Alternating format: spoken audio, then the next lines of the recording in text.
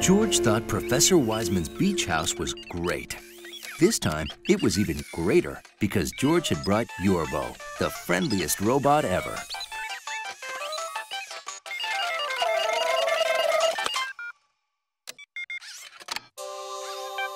Searching, searching, searching. Item found.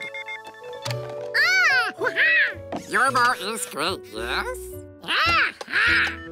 Yorbo's next job was to help George and the man with the yellow hat pack a lunch for the beach. No, not... Look out! Oh, sorry, George. I'm listening to an audiobook, The Slimy Sea Monster from the Sea. It's great and scary. George didn't understand how something could be great and scary. Thanks.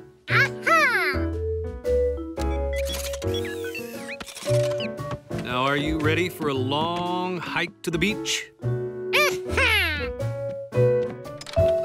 Ta-da!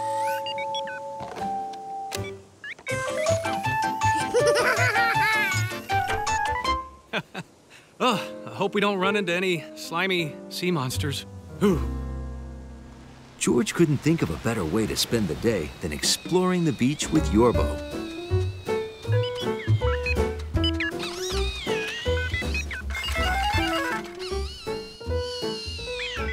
Keep items in here. Say, George, you want to go swimming? Ooh, good idea. Sorry, Yorbo. Robots can't swim. Could you read the manual again, please? Well, George, if Yorbo was made of plastic, like your bucket, or wood, like this chair, he could go in the water. But Yorbo is made of metal, which rusts when it gets wet. And rust is very bad for metal, because it does this.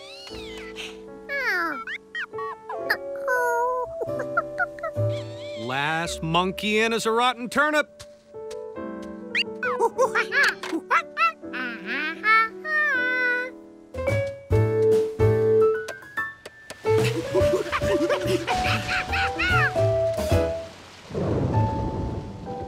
I guess a storm is coming.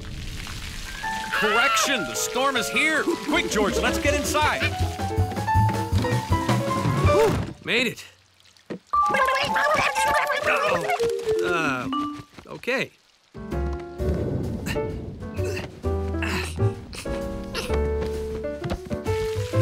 George thought it would be fun to sit inside a cozy house and watch a storm with the man and Yorbo.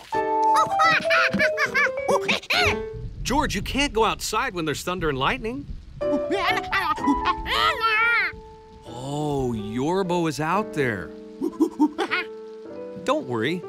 He'll get wet, but we'll clean and dry him before he has time to rust. As soon as the storm quiets down, we'll go get him.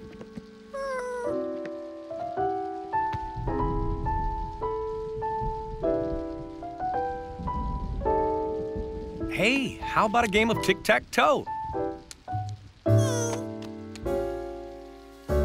George usually really enjoyed tic-tac-toe, but this time he couldn't get his mind off Yorbo.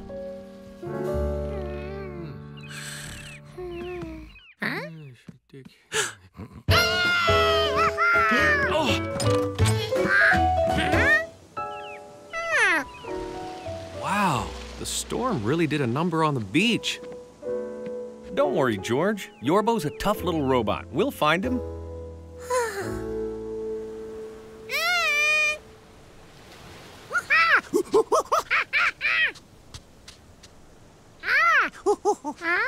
Under the seaweed? Could be. Okay.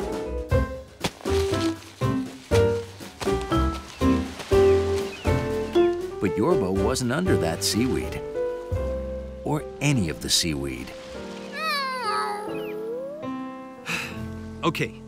George thought it was a great day for the county fair and sheep competition. Oh, I'm so excited, George. Grandpa's in the sheepdog competition. Ooh. And he's not even a sheepdog. Oh. Let's hurry. It's almost time for the final round.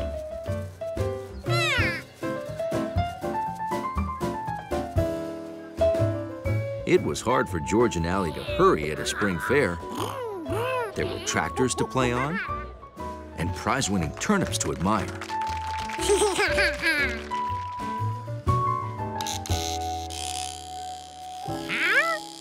There was even a barber shop for sheep.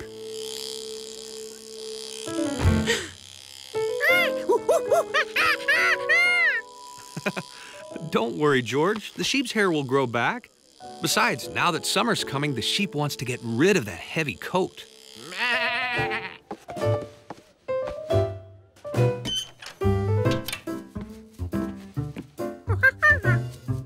George figured all that sheep hair was being taken to a trash can, but the farmer had other plans. A sheep's hair is called wool, and after you wash it, you comb it out.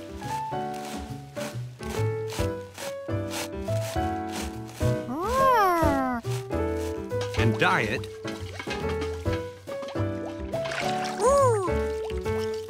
Then spin it into yarn and use it to make things like sweaters, socks, and blankets.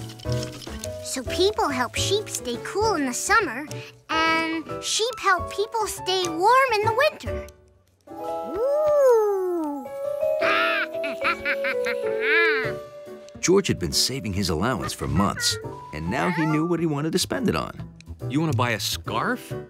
You won't need it till next winter, George. Are you sure? Final contestants for the sheep herding, Mr. Rankins and his dog, Bo. Whoops, we're gonna be late. Come on. Nice scarf, George. Hiya, Grandpa. Hi, Bo. Ready?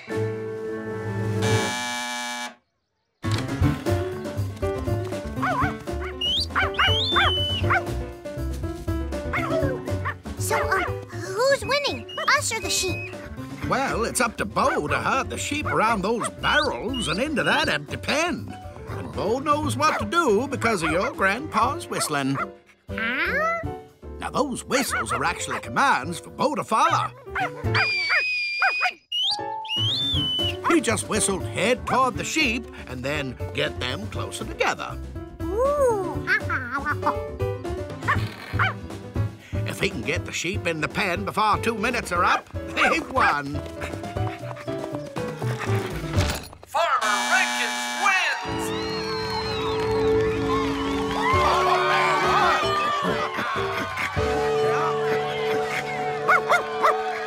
Good job!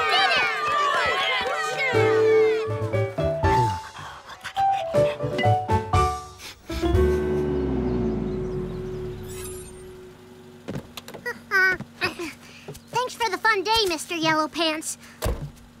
It's too bad you didn't get a scarf, though. I bet I know what color you'd like. Maybe next time. Hey, I have to finish some errands, George. I won't be long. Ah!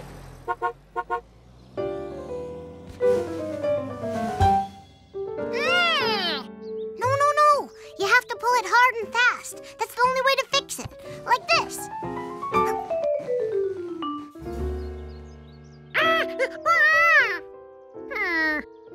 Well, if that doesn't work, then you have to pull it more slowly. Oops.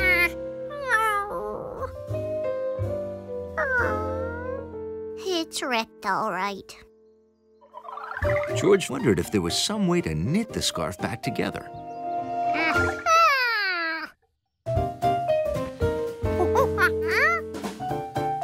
Oh, yeah! Let's go find my grandma. She can fix all kinds of stuff.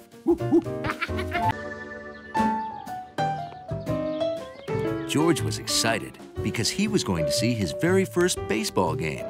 Marco's team, the Cubby Bears, versus the Tiger Babies. Hey, George, throw me the ball.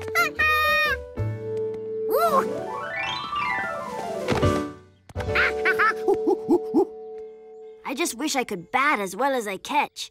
I still have never hit a home run. You'll do it someday, Marco. And in the meantime, you're still our favorite shortstop. Come on, George. I'll introduce you to the coach. Bye, Mommy, Papi. Bye. Have a good game.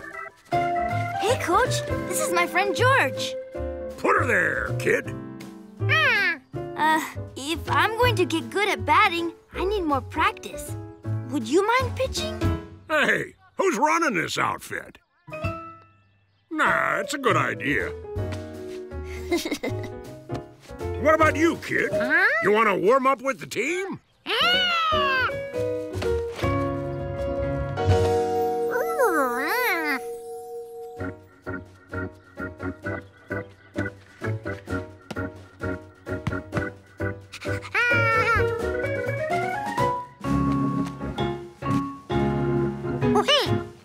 Okay, Marco, keep your eyes on the ball.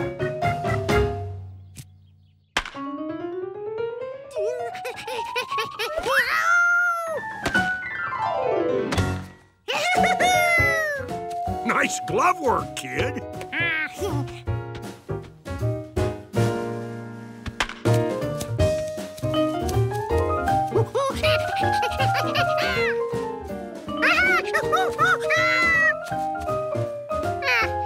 Whoa, you're some runner. Warm-up's over, guys. It's time to play ball.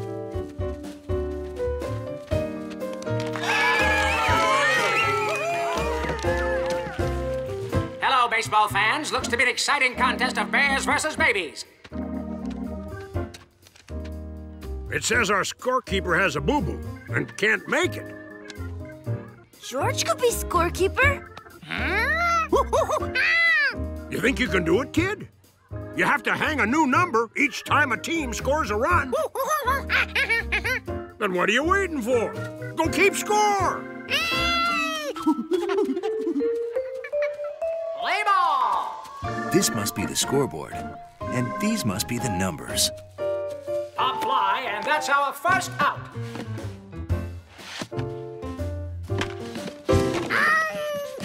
Three strikes, out number 2.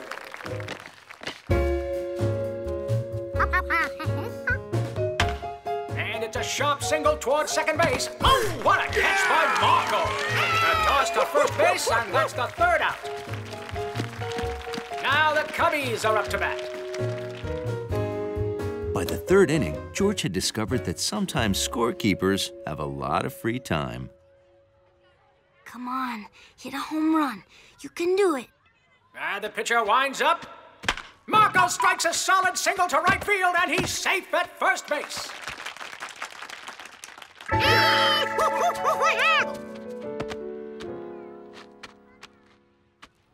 Oh, a strong hit down the right field line.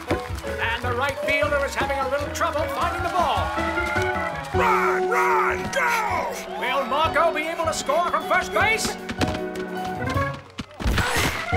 Save that hole!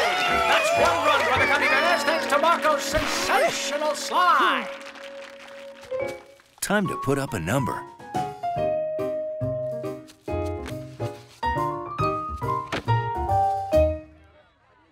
Folks, I gotta clean my glasses because I did not see 5 runs being scored. Hey, George! That's the wrong number! Lower, kid!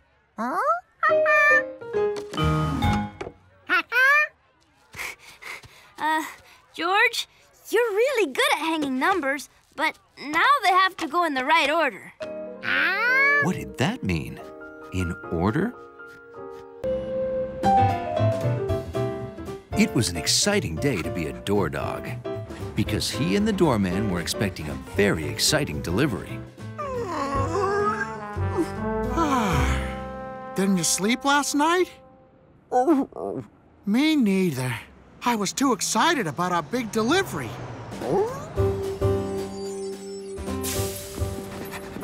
Oh boy, are we glad to see you. When the doorman said a big delivery, he meant a big delivery.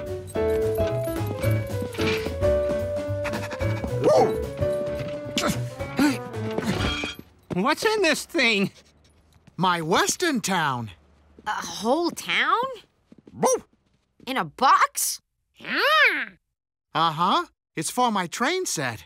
I wish I could set it up right now, but I'm on duty.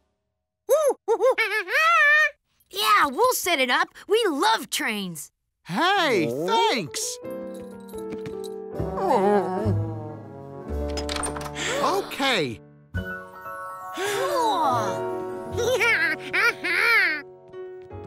Hundley and the doorman had built the most amazing train set ever.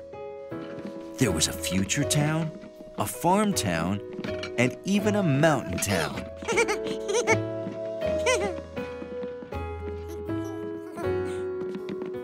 The western town goes right there.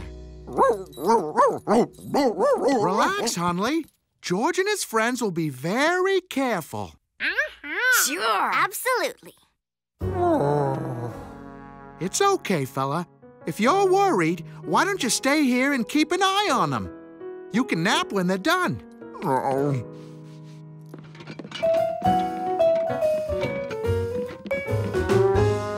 Hundley would not rest until the last piece of track had been laid. Oh. But before Hundley knew it, the West was done. Doesn't it look great?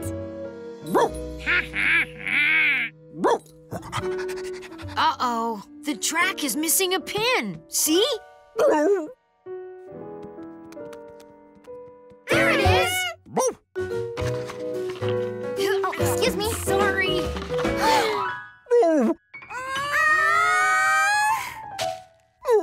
The pin was lost. Don't worry, we'll find it. Not only was the pin lost, but the apartment was a wreck.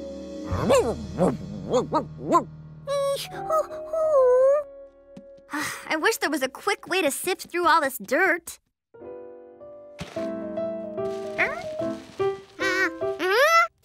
Hey, good idea, George. We can make sifters with our fingers.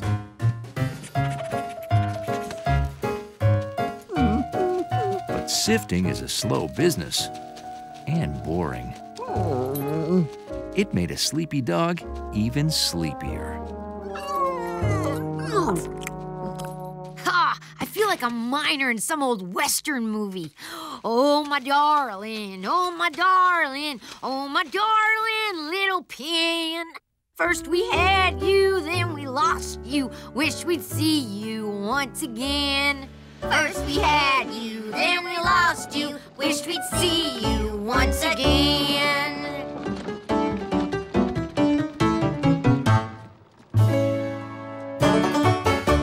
Morning, Deputy. Big day today with the train tracks joining up. I wrote a little song all about it. Would you like to hear it? It goes something like this. Prairieville was neat and clean, had the best sheriff you've ever seen. His deputy was on the ball, though he was just inches tall.